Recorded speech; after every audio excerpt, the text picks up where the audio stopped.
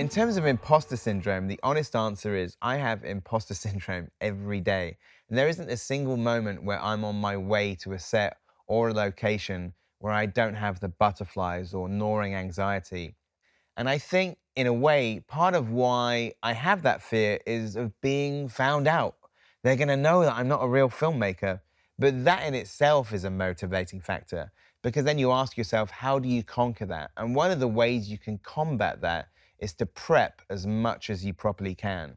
If you do the research on what you're doing and have an answer for everything, that will help build your confidence. A lot of your job as a filmmaker is being on set and answering questions all day long. And your answers will dictate what the movie will look like, what it sounds like, what the performances will be like, everything. So you have to have an answer for everything, or at least a strong view of your ideas. But don't be afraid of asking your own questions of other people. If somebody has a better idea and suggests it to you, thank them and take it. Don't be so set in your ways that you're not open to collaboration. Confidence is difficult to achieve consistently in filmmaking. But if you ensure you're always prepared and planning ahead and making sure you can answer as many questions the cast and crew have, your confidence will come out in how ready you are to tackle all of the challenges that you're going to have coming your way.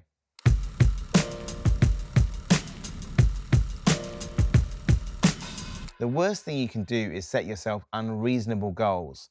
Not everybody makes Citizen Kane like Orson Welles at the age of 26 straight off the bat. Nobody is looking at their watch and judging you on how quickly you achieve your dreams.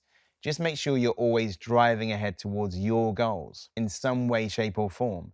Eventually, you'll create something amazing and you'll be so proud of what you've accomplished.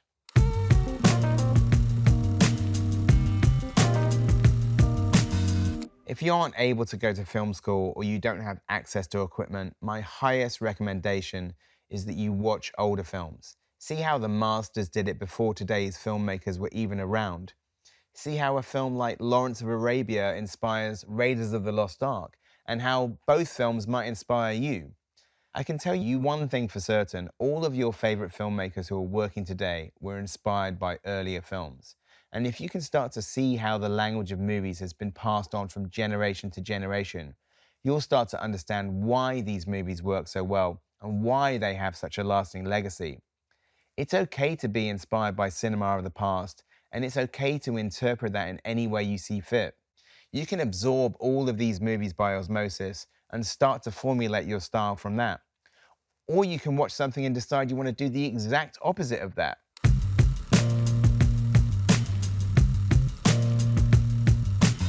People wonder how to formulate a style. And I always think of that Douglas Adams quote from Life, the Universe, and Everything. There is an art to flying, or rather a knack. The knack lies in learning how to throw yourself at the ground and miss. And I always think about that in terms of how you develop a style. In trying to take inspiration from your favorite directors whilst making your first movie, and rather than aping it completely, something else emerges. Sometimes that can come from failing. You try and copy something, and it doesn't quite work, but something else will come out of that. There's an alchemy to filmmakers who try things that appear new and fresh and different, but usually it might just be that person's interpretation of a style that they already like and admire.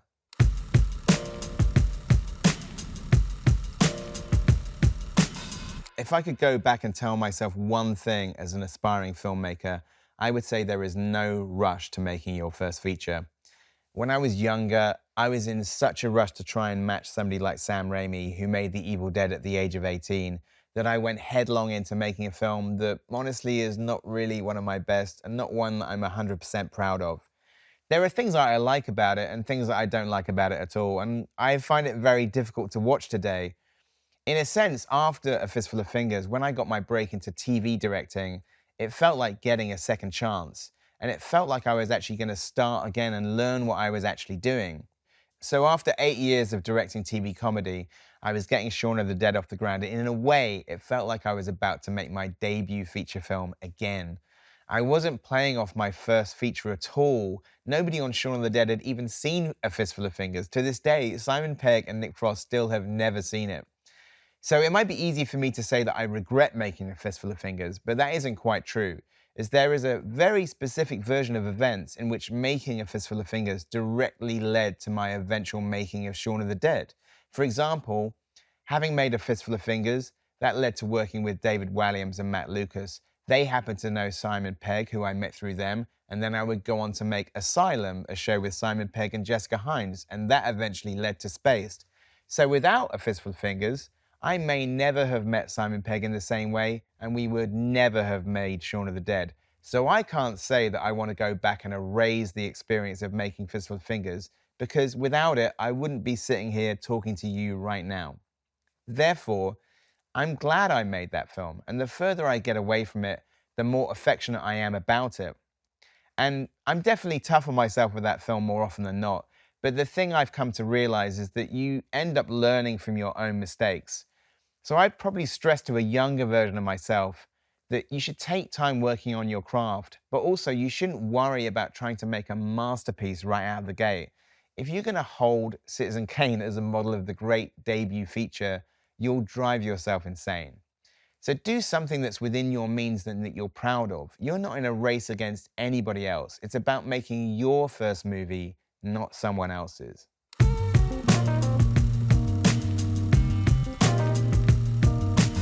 In terms of the challenges, I think as with all writing, I always go back to the Thomas Edison quote where he said, "Genius is 1% inspiration and 99% perspiration." Unfortunately for me, writing is 1% inspiration and 99% procrastination. I'm a terrible procrastinator when it comes to writing. But when I procrastinate, I try and make it creative procrastination, which sometimes is just me reading as much as possible about the ideas I'm trying to write about. Sometimes I read about things that are directly about the subject, and other times it's tangentially related. For Shaun of the Dead, there was less to research, but in that case, Simon and I watched lots of movies that we liked the structure of. Not necessarily zombie movies, but films like Back to the Future, Raising Arizona, The Birds, and Invasion of the Body Snatchers. Just movies that we found interesting that we wanted to analyze and break down into a 3-act structure.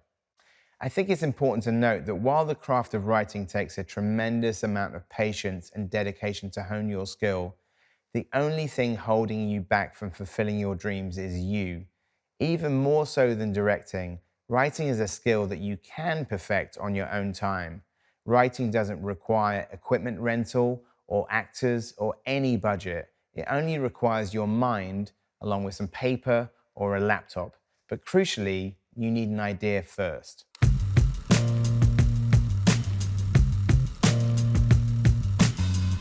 Personally, I always shy away from putting too many camera directions in my scripts, not only because I know I'm eventually going to direct the film and don't need or want to over-describe what it's going to look like, but also because I get so annoyed when I open a script and it's made up of too many stage directions.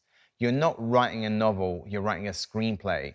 You're trying to get across the story or the dialogue and the characters and the visuals, but aside from the dialogue, you should try and make everything else as succinct as possible.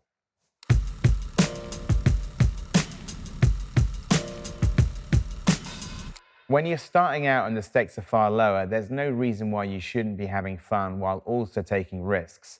Start to play around and see how you like to film, what your sensibilities are, and what kind of style might come to the forefront as you teach yourself by doing. Short films are a great way to test yourself as well as teach yourself. You're never going to learn about filmmaking unless you make films. And short films, especially in this day and age, are a relatively inexpensive way to hone your craft.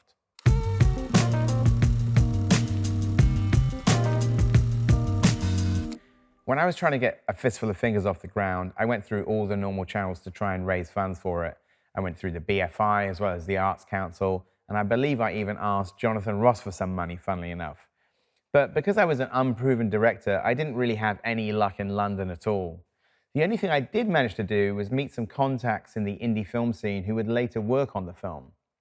So what ended up happening for me was that the entire budget from the film came from the local editor of the Mid-Somerset newspapers in my hometown. He had seen some of the work I'd done on Kids TV, which he'd featured in his newspaper, and he was interested in financing my first film. I believe he had just come into a large inheritance, and the budget he was giving us could be written off as a tax loss. So he ended up donating £11,000 to the film, which at the time for me was a lot of money. And it still is a lot of money. But in a world where Justice League costs $300 million, £11,000 isn't that much, even in 1994 money. But we still shot the entire movie on that budget in 21 days, 10 of those days without having a weekend off. I then had to raise another £10,000 to finish the editing later on. So all in all, A Fistful of Fingers cost £21,000 to make. But with that initial financing, I could make an ultra-low budget, silly movie with some other 20-year-old kids. And we had to do all the classic moves to avoid spending too much money on it. For example, we mostly lived on pizza from a local restaurant that gave us amazing discounts. We had to cram people in on the floor of my parents' house to sleep at night, as well as a few of my friends' houses. It was quite a grueling process, but that's how a lot of people start, sleeping on floors, grabbing costumes from your closet or local charity shops, making homemade props with whatever's lying around. Now, the film itself was a Western, but it was shot in Somerset, and at the end of the film it says, filmed on location in Monument Valley, which of course was completely untrue. There were no horses in the movie either. My friend's mum had made some foam horses for a charity event, and she had 6 of them. So we used those instead and had the actors galloping around in fake legs. I'm not sure if it's the cheapest Western of all time, but it's up there, or rather down there.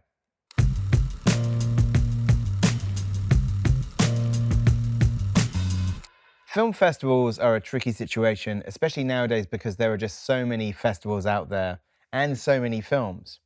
Obviously, you have the famous ones such as Cannes, Sundance, Venice, and Toronto, but there are obviously so many mid-tier and smaller festivals that sometimes it can be hard to keep track of all the festivals and know where to submit. So I think it's important to both be realistic with your expectations and to know your audience.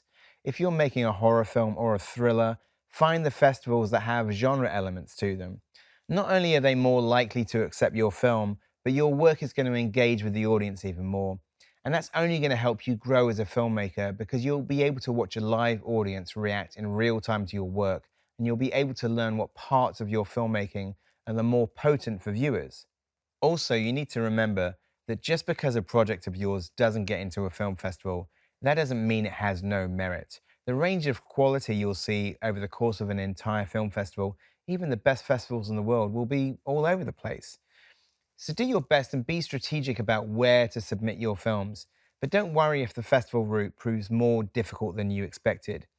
If your work is of a high quality and you can prove your worth behind a camera, the right people will see your projects eventually, whether it's via a film festival or not.